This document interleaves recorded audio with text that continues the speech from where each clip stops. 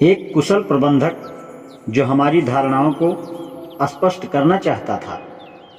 जब उसकी माँ तीसरे पहर की हल्की नींद ले रही थी, सोफी नीचे अपने अड्डे यानी माद में चली गई।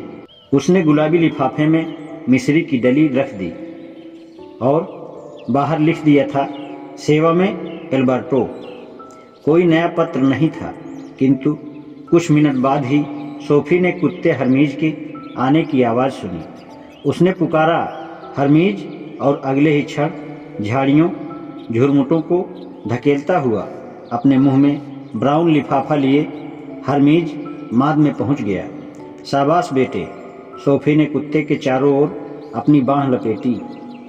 कुत्ता समुद्री घोड़े की तरह सांस बाहर निकाल रहा था और थुड़थुड़ा रहा था।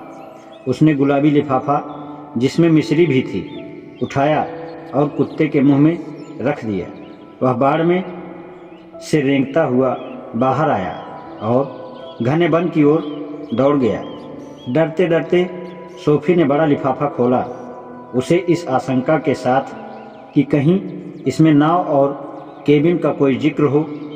इसमें वैसे ही टाइट पन्ने पेपर क्लिप से बंधे थे जैसे अक्सर आते थे, पर एक अलग पन्ना और भी था जिस पर लिखा था, प्रिय कुमारी जासूस, या और भी सटीक, कुमारी सेंधमार, मामला पहले ही पुलिस के सुपुर्द कर दिया गया है।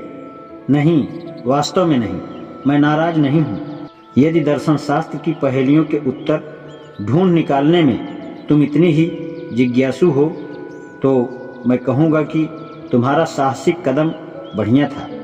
बस थोड़ी सी परेशानी जरूर हुई है कि अब मुझे यहाँ से जाना होगा। फिर भी मेरे विचार में अपने सिवाय मैं किसी दूसरे को दोष नहीं दे सकता। मुझे यह पहले ही समझ जाना चाहिए था कि तुम ऐसी लड़की हो जो चीज़ों की जड़ तक पहुंचना चाहती है। सद्भावना सहित एल्बर्टो। सोफी ने राहत महसूस की। चलो, वह बिल्कुल नाराज नहीं था, किंतु उसे वहां से जाने की ज़रूरत क्यों है। उसने कागज़ उठाए और अपने कमरे की ओर दौड़ गई। समझदारी इसी में है कि माँ के जागने पर उसे घर में होना चाहिए। बिस्तर पर आराम से लेटे हुए उसने अरस्तु के विषय में पढ़ना शुरू किया। दार्शनिक और वैज्ञानिक। प्रिय सोफी, संभवतः तुम अफलातून के विचारों के सिद्धांत से विस्मित हुई होगी। इसमें तुम अकेली नहीं हो। मुझे नहीं मालूम, तुमने पूरी ही चीज़ गले से नीचे उतार ली, लाइन और सिंकर, या तुमने कोई आलोचनात्मक टिप्पणी भी की। किंतु यदि तुमने की है तो मैं तुम्हें भरोसा दिला दूं कि बिल्कुल वैसी ही टिप्पणी, आलोचना अरस्तु 384 से 322 ईसा पूर्व ने भी की थी, जो प्लेटो की एकेडमी में लगभग 20 वर्ष उसका शिष्य रहा था। अरस्तु एथेंस का निवासी था। उसका जन्म मैसिडोनिया में हुआ था और वह प्लेटो की एकेडमी में उस समय आया था जब अफलातून 61 वर्ष का था। अरस्तु के पिता थे एक सम्माननीय डॉक्टर और इसी कारण वैज्ञानिक यह पृष्ठभूमि हमें पहले ही अरस्तु के दार्शनिक जिज्ञासा प्रोजेक्ट के विषय में कुछ बतलाती है। उसकी सर्वाधिक रुचि प्रकृति के अध्ययन में थी। वह न केवल अंतिम महान यूनानी दार्शनिक था, अपितु वह यूरोप का पहला महान वनस्पति शास्त्री भी था। एकदम अंत तक जाते हुए हम कह सकते हैं कि अफलातून अपने शाश्वत रूपाकारों या विचारों में इतना खोया हुआ था कि प्रकृति में होने वाली परिवर्तनों पर उसकी निगाह बेहद कम थी। दूसरी ओर अरस्तु मुख्यतः इन्हीं परिवर्तनों के अध्ययन में लगा रहता था, या उस सब में जिन्हें हम आजकल प्रकृति प्रक्रियाएं कहते हैं। यदि अतिशयोक्ति को और बढ़ाएं तो हम यह भी कह सकते हैं कि अफलातून ने इंद्रिय जगत से अपनी कमर मोड़ ली है और हर उस चीज़ से अपनी आंख मूंद ली थी जिसे हम अपने चारों ओर देखते हैं। वह गुफा से भाग जाना चाहता था क्योंकि वह विचारों के शाश्वत जगत की खोज में था। अरस्तु ने इसके विपरीत किया।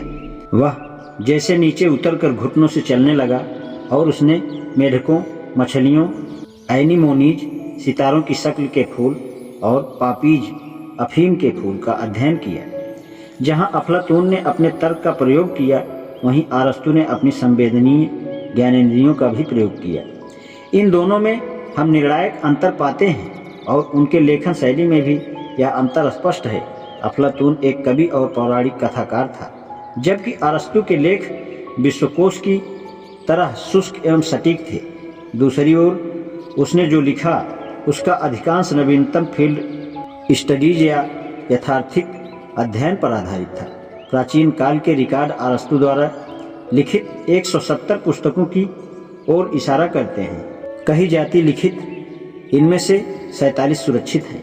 यह पूरी पुस्तकें नहीं हैं, वे अधिकतर भाषण के नोट्स जैसी लगती हैं। उसके समय तक दर्शन शास्त्र अभी भी मुख्यतः एक मौखिक संवाद का कार्य था। यूरोपीय सभ्यता में अरस्तु का महत्व काफ़ी हद तक इसलिए भी है कि उसने वह शब्दावली बनाई जिसका प्रयोग वैज्ञानिक आज भी करते हैं। वह एक महान संयोजक था जिसने विभिन्न विज्ञानों की नींव रखी और उनका वर्गीकरण किया। यूँ तो अरस्तु ने सभी विज्ञानों पर लिखा है, किंतु मैं अपने आप को कुछ महत्वपूर्ण विषयों अथवा क्षेत्रों तक सीमित रखूंगा। मैंने तुम्हें अफलातून के विषय में काफ़ी कुछ बतला दिया है और अब सुनना शुरू करते हैं कि अरस्तु ने अफलातून के विचारों के सिद्धांत को कैसे काटा। बाद में हम उस सारी प्रक्रिया पर दृष्टिपात करेंगे जिस पर चलकर अरस्तु ने अपने विशिष्ट प्राकृतिक दर्शन की रचना की, क्योंकि यह अरस्तु ही था जिसने अपने सारे पूर्ववर्तियों प्राकृतिक दार्शनिकों के विचारों का सार प्रस्तुत किया। हम देखेंगे कि वह किस प्रकार हमारी धारणाओं को श्रेणीबद्ध करता है और तर्क की विधा की वैज्ञानिक नींव रखता है। और अंत में मैं तुम्हें अरस्तु के मनुष्य और समाज संबंधी दृष्टिकोण के विषय में बतलाऊंगा। आज इतना ही, शेष कल।